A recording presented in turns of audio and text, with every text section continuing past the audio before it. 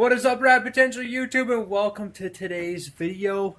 I have been cranking away on the RADX7, more like the RADX7, because every inch of this thing is red. In the last video, we got all the wiring done, which, as gloomy as that task sounds, the video is a little bit gloomy after I edit it, but we're stoked for today's video because we've got a whole lot of sick parts to put in this deal. Now, you're seeing over here in the corner, but I'm going to make you re-watch it for the 16th time while I'm talking. I got the engine in, I got the transmission in, and we've made some changes to the setup that we were going to be running. So if you've been following along, we tried to start this thing on an old school Haltech E6K. Not even new school enough to be tuned on Windows. This thing, you tune it on DOS. This is an E6X, so we're getting rid of that. The other thing is, we're getting rid of the factory FC crank angle sensor. Now, in order to run one of these newer engines in these older cars, you typically install a 12A front cover or a 13B GSLC front cover, but that front cover gives you a provision for a distributor. The FC RX7 came with a front cover, even though the engine was mid-mounted, that also had a distributor knockout on it. So it was super common to change your FC over to a distributor and a carburetor when you had fuel injection problems. But we're getting rid of that. So Full Function Engineering sells this super trick kit to put a 36-1 Hall effect trigger wheel on the front of your car. Now, I'm excited to try to run this thing for the sole purpose of it's going to have better resolution, a little bit quicker to pick up a signal than that old FC crank angle sensor, and I've known people who have had them act up where the timing jumps around a little bit, and this is just overall a better solution, albeit a little bit more complex. Now, the 36-1 trigger wheel kit will interface perfectly with the new ECU setup that we're putting in this car. The old Haltech out the window, new FuelTech is the new hotness that we're putting on here. Now, the reason I went with this, and I had a really interesting conversation the other day with my buddy. These things, in the age of modern ECUs, right? Every ECU can basically do what all the other ones can, right? As far as data logging and tuning and all the capabilities, and the software is nice for most of them. So what does this one do differently that I personally liked? And not that I have this huge crazy experience. This is the first time I've ever installed one of these, but also being a first timer, at face value you have to choose. You have no experience. I like that the FuelTech is the computer and the screen all in one. Now, this is an FT450, so this is the baby screen. This is the starter model. But the FT450, it's one harness that comes out of this thing. I don't have to control, or I guess I don't have to communicate this to another display. I can simply just hook this up and turn it on, and it's going to show what my laptop would show. In addition to, these are very easy to just upgrade to the next one and add another harness, or however that works on the back of this deal. You can take this and turn it into a screen off mode and put a cover on it if you do want to run a FuelTech and not have this like in front of your face. Now, I'm going to mount this thing in front of my face because I want all the bright lights to tell me when my car is going to break. But that's just part of it. The dog is going nuts outside. In addition to that, we've got FuelTech's wideband O2 nanometer we're going to have to mount in here. We've got a 10-foot flying lead harness we're going to have to fabricate, and we need to find a place for this thing to go. So if you're new to what this engine setup is, I'll give you a quick rundown. This is a street-ported Turbo 2, effectively. It has Series 5 Turbo 2 rotors, a Series 5 Turbo 2 big dowel rear iron. I think the rest of the front is Series 4 Turbo 2. We've got a Series 4 Turbo 2 intake manifold, an ID 1000 primaries, Bosch 1600 secondaries, a Garrett turbo, a tile wastegate, rotary works, elbow things, so we don't have that weird plastic deal. We are going to be using with the FuelTech the factory Series 5 TPS, which is what is on this. This is actually, notice, idle adjust screws been added here. This is actually a Series 5 NA throttle body that's been flipped upside down to be able to run it in the turbo configuration. They're effectively the same, aside from the idle screw casting on an NA car would be on the top, which now it's buried and you can't mess with it. But that's besides the point. As far as the actual things from the RX-7 that we're interfacing to the FuelTech is literally just the TPS. Everything else is all new sensors from FuelTech, and we're going to run all of that on here. Now, let's talk about mounting this thing in the car really quick, and then that's what we're going to dive into. First in door creak. Man, can't get away from it. I even lubed these. They shouldn't be creaking. Is where do we put this display? Okay. Now, I'm a big rally guy, so I appreciate bright, flashy lights right in my face. So I think I'm going to hook up the factory gauge cluster as it was. So I'm pretty sure with how I've got the tach and stuff wired and ignition controlled that this will have a functional tach. Now, I won't have a speedometer, but I will also not have my coolant temp sensor, and the fuel gauge will work, which is kind of the most important part, except for the clock. We got to have a working clock, so the clock's going to work as well. But I think I'm just going to build a bracket that comes off the column here and mounts this thing right in front of your face. I really want to be able to see all the vitals on this thing. I need to leave room for this wiring harness to come out of the back of this and then either go to the right or to the left, somewhere in here around or through the gauge cluster gap if I can make one or modify the cluster surround. But that's that whole situation going on there. So let's get to building a bracket for this. I know they send a little one, and then we'll have to figure out where we're going to put that Nano O2 little digital display as well. And I'm sure they make fancy brackets you can buy for this thing, but I'm not into, we're flying by the seat of our pants on getting this whole screen mounted up. I had planned on like actually cutting up the factory gauge cluster to make it work. A busted one from Charles that he had taken apart or was taken apart for some reason. But I don't know that I'll be able to put this back together to make the fuel gauge work. This is like some circuits class in college looking stuff right here. I am not an electrical engineer. What do you think? Take a guess. Is that speedometer or the tach? No idea. Busted. Oh, here's a speedometer, so that must be the tach. Anyways, I don't know if I'm going to be able to make that work. I might just grab, there's plenty of room, I think, in front of this. So I may just take the cluster or another original cluster. I'll go steal the one out of the mouse so I don't have to mess this one up. I know both of them are mint. But I may just go ahead and take this cluster and pop the plastic display off of it and find a way to mount it.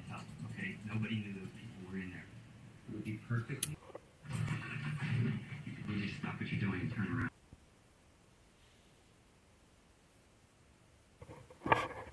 Alright guys, so my computer aided drafting, cardboard aided drafting, has yielded this slick little bracket.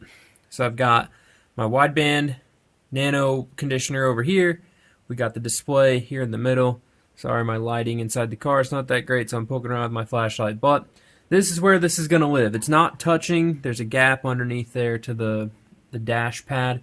And I'm going to notch the original gauge surround bezel to fit this bracket and then put that bezel back in here. Really don't want to see any of this gauge cluster stuff up around the top or see down in this crack. So I'm probably going to have to cut it pretty good, but that's okay.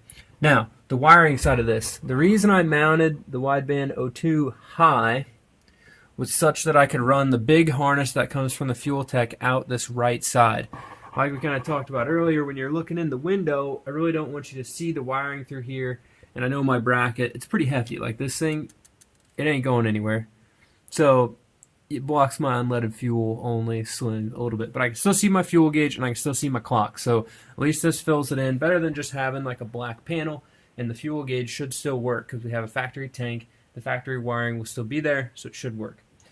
Now, running this wiring, I have two thought processes in my head for the future of the car, right? So the whole build is tailored around this car being a race car and being around for a while, meaning sustainability, meaning like, what if I want to change it in 2 to 3 years? Let's try to think about that. So the FuelTech is a fantastic ECU. Probably won't ever steer away from FuelTech in this car, but we want to keep this to where if I want to change it up, it's easy. So I'm thinking in the future, this car may get some sort of full big screen dash that goes in here, right? So instead of making my harness the specific length to just fit this FuelTech screen here, I'm going to leave, I think, a little bit of extra harness, and I'm going to run the harness down to the right. We'll go down under the AC duct, behind the AC duct. This wiring will all get loomed, and will go up here, so you won't see it. Okay, it'll be tucked up under the dash. But the reason it's not like routed over everything is for this same reason I'm going to do the FuelTech this way, is I want that stuff to be easy to replace and easy to pull out. So effectively, the FuelTech harness, I should be able to unplug it from here and pull it out the grommet in the firewall. Since I don't have the fancy mil-spec firewall bulkheads, you know, I have one harness, so I've got to make sure that I can service it if need be, right? Or add to it, edit, change, rerun wires inside the loom, etc. So just trying to think ahead. So I'm going to try to leave this harness a little bit long. The other reason to leave this one a little bit long is, like I said, if I put a bigger dash in here, right? So say we get some carbon dash and put like a AIM data logger display in here that's a big display, this FuelTech screen is still super valuable, right? So the FuelTech screen, if I have all the wires, and same thing for the wideband, I could easily move them over here, and they could go where the radio is, or move them over here and just have them mounted off to the side of the center console, much like you see the Rally guys where they have all their buttons over here, and then the Rally guys actually have a screen that faces the co-driver, so the co-driver can see the engine vitals in addition to what the driver sees, because really drivers are just all about going fast. So I'm pretty happy with that. I'm going to run these wires in here. We're going to see how this stuff lays out. I have, you can see a little nice gap right there to slide that stuff down towards the right under the AC duct. It should come out over here, similar to where the factory wiring comes out. We'll drop it down, run out this way, and then go out to the engine. And hopefully, that harness is 10 feet long. We'll see if it's long enough.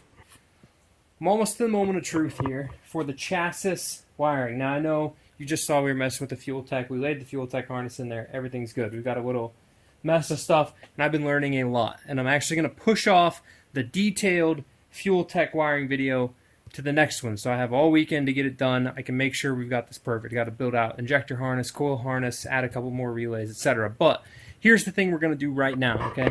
I've got the chassis harness, okay? Everything for the chassis hooked up, aside from my auxiliary lights and the service lights, which is fine. Don't have those switches ran. I got to finish up the switch panel and do all that, which you all saw the cool radio knobs. And I had a guy comment on my Instagram post or something, I don't know, somewhere, I saw a comment. I should use my volume knobs here and here, so the tuner and the volume knobs as like different tunes in the FuelTech. I think I can set that up to have like a power level button. Maybe? I don't know, but that would be sick. I would love to have that, especially if I could just like click, click, click, and then it would look like a volume knob. I could make it look like that, but little trinkets and stuff. So the moment of truth, what I'm getting to is I'm going to grab a fuse, or 3. Let's hook the battery up. This will be the first moment of truth. Whenever I hook this wire up, does my car melt? Fire extinguisher's over there, guys, so if you see a fire, start shouting. I'll probably throw the camera and run out of the... Just kidding. I will definitely go put the fire out. Okay, let's get this battery terminal hooked up. So far, nothing crazy has happened. This is the official big moment of truth. Headlights are off, hazards are off. That's a new fancy column switch for this car. The other one was kind of busted. So let's see, what order was these? Okay, so this one is main power for everything.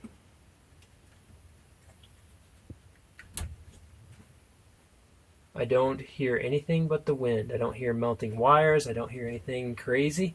And keep in mind, like, I kind of know what I'm doing, but there's still always a little bit of worry with this, you know? Headlight retractors. Nailed it. Headlights. Nailed it. Car hasn't burned down yet. Let's go to the other side.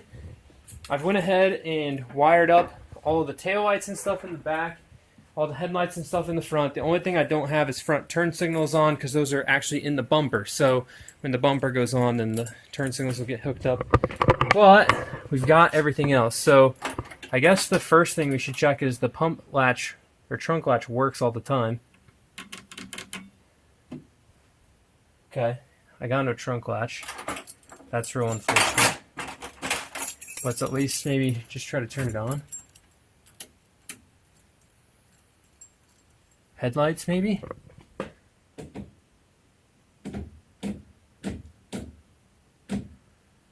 Okay.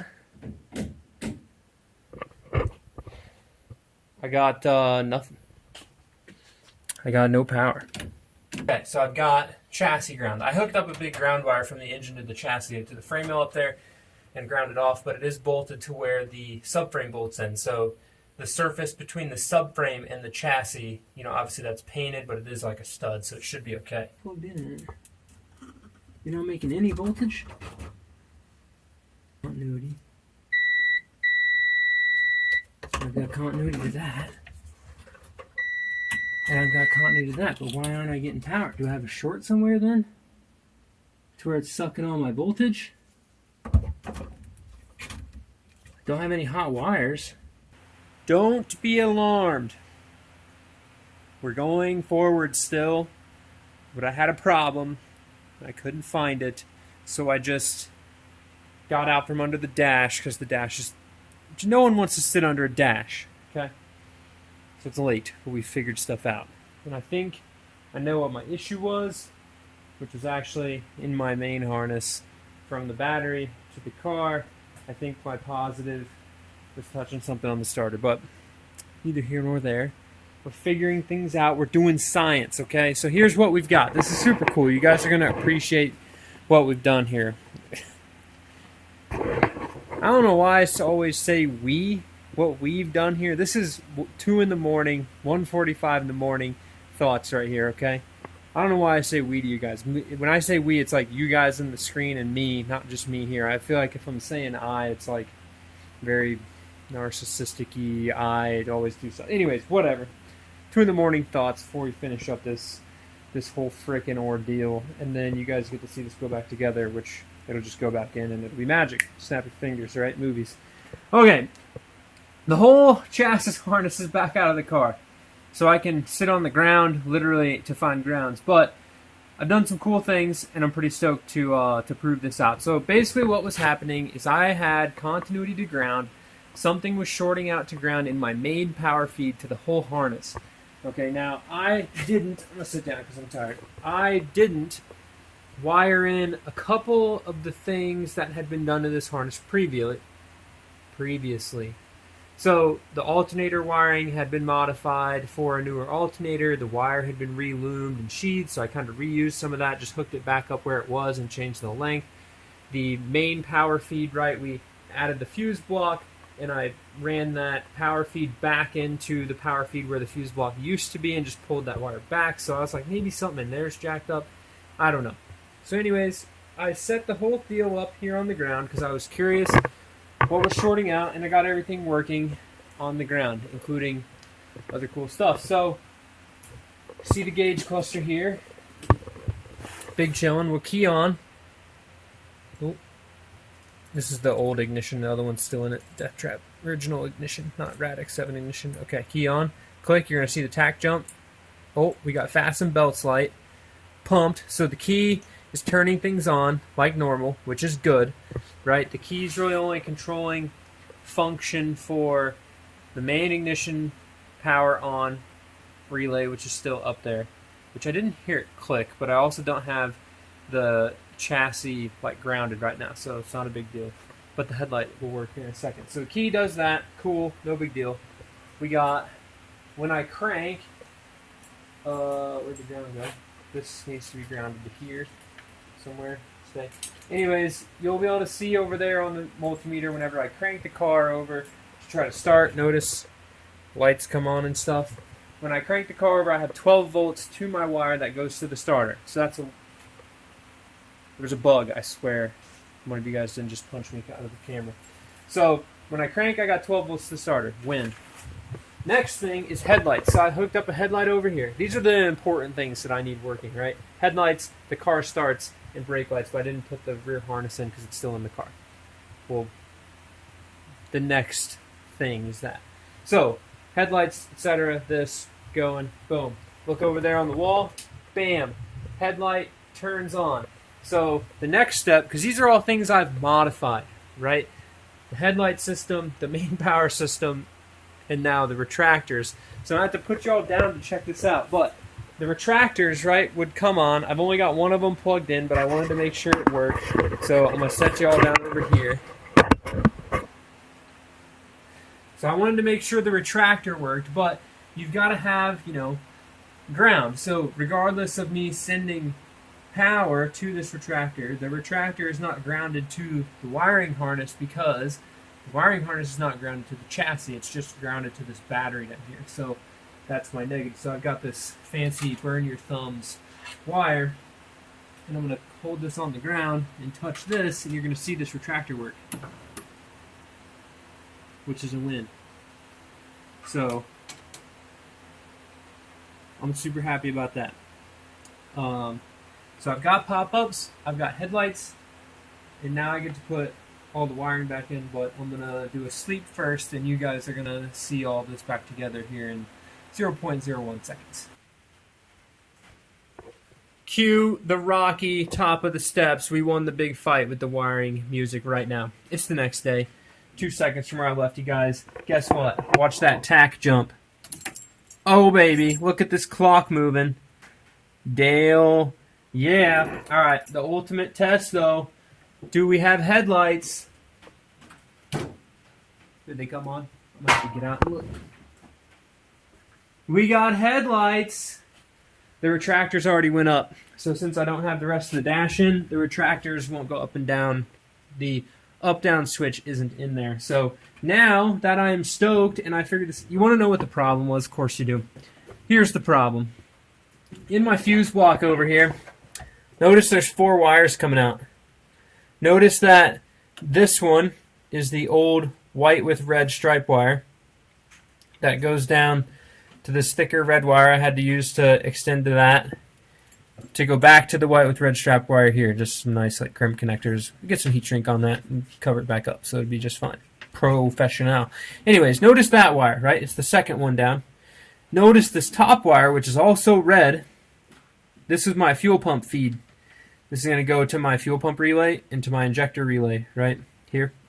So that didn't have a fuse in it, so it wasn't getting any power. Well, I had actually wired the what I thought was the fuel pump feed to the main power of the car, and I didn't have a fuse in it, so I didn't have any power. So all in all, if I'd have just took this fuse out and stuck it in that hole, we'd have been good to go. And then the extra wire that I had in here that was going to be ran to the fuel pump stuff would have just been right.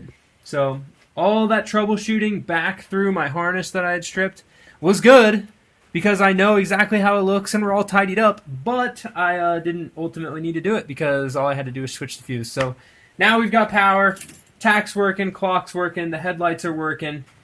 Pretty stoked, ready to put all this stuff back together, which is exactly what we need to do.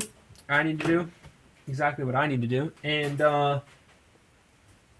yeah, then we're back to where I was last night, even though it's like an hour or two into tonight, and I can get the FuelTech setup back in here and notch some of this gauge cluster out so I have room to run my wires, and then I've got space for everything. So let's just movie magic the dash back together. Look at that. Dash and wiring's all back in and everything is functioning as it should. So unfortunately, because of that little hiatus, I don't have the FuelTech hooked up, but the FuelTech is mounted, the engine is in the car. We've made a good amount of progress for this video, so I'm going to end this video here. Here's something super sick though that you guys should see. Check this out. Look at those headlight motors. Bada bing, bada boom. If we come around back here, look at this. We got tail lights and running lights out back. And we even got, if I can find it, the brake pedal. I even got brake lights. Look at the brake lights. So now that y'all are back in the dark, we got functional most of, if not all of, the chassis harness. I don't have, obviously, my headlight buckets and the headlights up here. I had those bulbs plugged in just to make sure they work. Headlights work fine, which is great. I've started laying out, and everything up here is all tidied in how it's going to run. So looking at this harness, effectively what we've got going on, coming out of the firewall, all chassis stuff, it's going to run down this frame rail just like this, nice and clean. I've got a ground right here. My ignition coils are going to mount right here as they were before, the LS coils, so that they can reach, and this harness should stay below them. If not, I will modify the coil bracket. Hopefully I have enough spark plug length, but I'll modify the coil bracket to fit around this harness. I want the harness to go here, lay it on this frame rail, and I can secure it nicely, nice and out of the way. So what do we have from the chassis harness that goes to the engine effectively, right? So alternator excite wire, which is controlled by the ignition. We've got our alternator charge harness. We've got the reverse lights and our starter, which in theory, I guess if I go bump this, it should bump over. Let's hear it. Look at that. We got start. And that is effectively it. And then also there is a wire. The main power feed for the whole harness comes from the starter. So from the battery, full beams power to the starter. From the starter post, it powers the rest of the car. Easier than using some bulkhead somewhere. Alternator charges back into that same wire. Fuse panel under the dash is stock. The fuse panel I've added over there is going to run what the fusible links used to run over here. So everything is functioning as it should. And I'm fired up that it wasn't some stupid short somewhere and I didn't have to patch a whole bunch of wires back together. Because I took my time simplifying the harness, so I wanted to make sure it was done right. I've done it before, but just wanted to make sure it was done right and didn't have any, and that I wouldn't have any issues in the future. So pretty stoked for that. You'll still be able to see this wiring. I'll loom it up nice. Not trying to shave and tuck the engine bay, right? I want this thing to be serviceable. I want to be able to check and see any sort of wiring issue, right? Burnt wires, it gets cut, it gets melted by turbo hotness, whatever. All the wiring's out of the way. Stuff up here is ran. Like I said in the previous video, these green wires, that yellow wire, that's all power wires for these LED lights, and then the service lights that'll go in the car as well. So get fired up for that. But I'm going to end the video there. Engine is in. Chassis wiring is mostly done and sorted. We're ready to make intercooler piping, which is what I have to do next. And then start on wiring up the FuelTech and get all that stuff sorted out. So I'll make a pretty good detailed video on wiring that up. I am not a professional FuelTech installer, so this is kind of my first go at it. So I'll be able to show you guys that's really not that intimidating and kind of show you my process as I fumble through it. So with that, thank you guys so much for watching. Definitely subscribe if you want to see this thing rip. And go check out the other videos on the channel if you want to learn how to build these engines, learn about RX-8s, learn about all the other fun we've done here. This is not the first gen we've built, so go check out some of the other builds if you need some stuff to watch. But we'll see you guys in the next one. Keep it rad. Letty! I gotta find you before my camera dies. It's raining, so she's probably on the porch and doesn't want to get up. But anyways, assume dog jumps, car is sick, power is on, FuelTech's gonna be good, and my camera is dying. Peace.